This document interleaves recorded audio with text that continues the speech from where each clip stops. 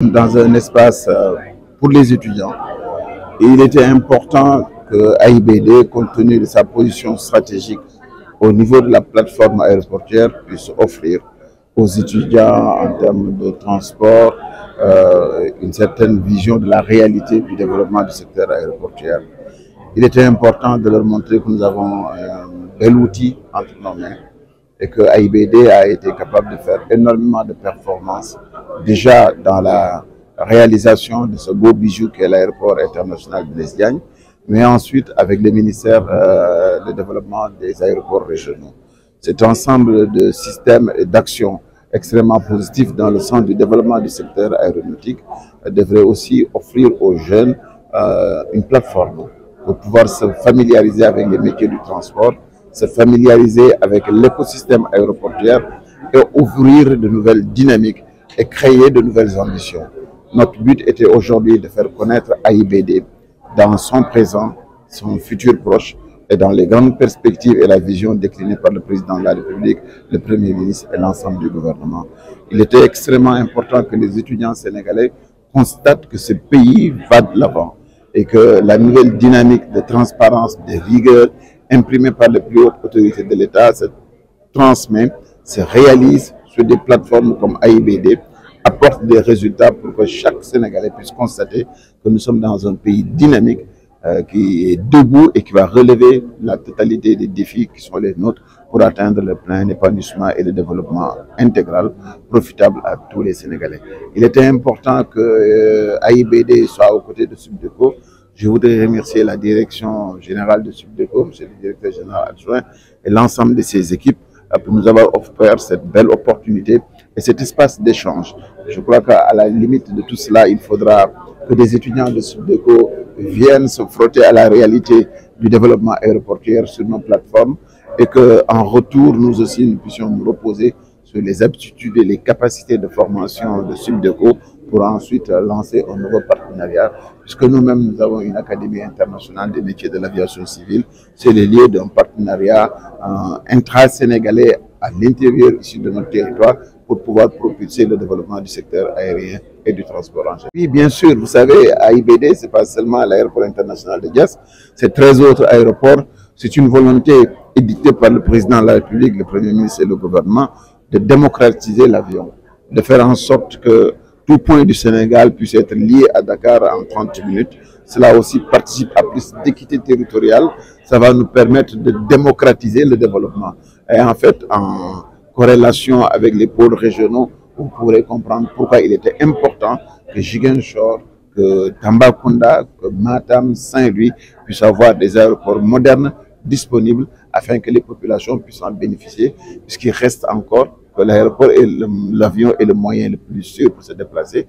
En plus, compte tenu du gain de temps, si les prix sont à la hauteur des moyens dont les Sénégalais sont capables de débourser, moi je pense que nous avons un bel avenir avec le développement de nos aéroports. Mais vous savez, le développement du secteur aérien est extrêmement coûteux.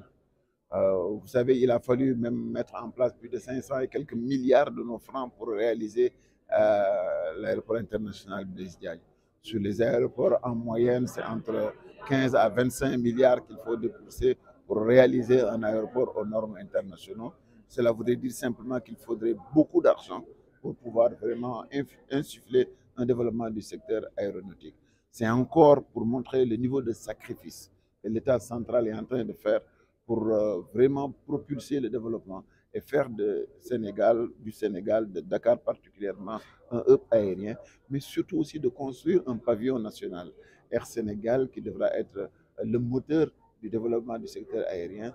Et avec les efforts qui sont faits aujourd'hui au niveau de sa nouvelle direction, je pense que c'est toute la plateforme qui salue cela. Et à la limite, Air Sénégal, qui fait plus de 30% du développement du secteur au niveau de nos aéroports, sa bonne santé va fortement influencer sur l'ensemble des secteurs d'activité. Si chacun d'entre nous fait l'effort exigé par les plus hautes autorités, cet effort de rigueur sur la gestion, de rigueur sur les ressources, de rigueur sur les priorisations à avoir, je pense qu'en réalité, il ne fait aucun doute que nous allons relever nos défis et aller de l'avant. Vous savez, dès notre arrivée à AIBD, Nous avons rencontré les partenaires sociaux et l'ensemble des agents de AIBD pour leur dire quelle sera la méthode avec laquelle nous allons ensemble travailler. C'est d'abord établir une situation de référence sur la base d'audits qui ne seront pas biaisés ni dirigés, mais froids, pour faire un constat sans complaisance de la réalité économique de AIBD. À la suite de cela, opérer les redressements nécessaires, conforter notre budget et le réhabiliter ou l'adapter aux ressources réelles disponibles sur la plateforme. Tout ce travail-là est en cours. Les études sont en train d'être finalisées, mais on n'a pas attendu que ces études soient terminées pour faire les correctifs qui étaient évidents. Donc, en termes de priorisation, nous en avons enlevé au moins pour 63 milliards sur les investissements qui étaient prévus, que nous avons jugés, à notre avis, prioritaires.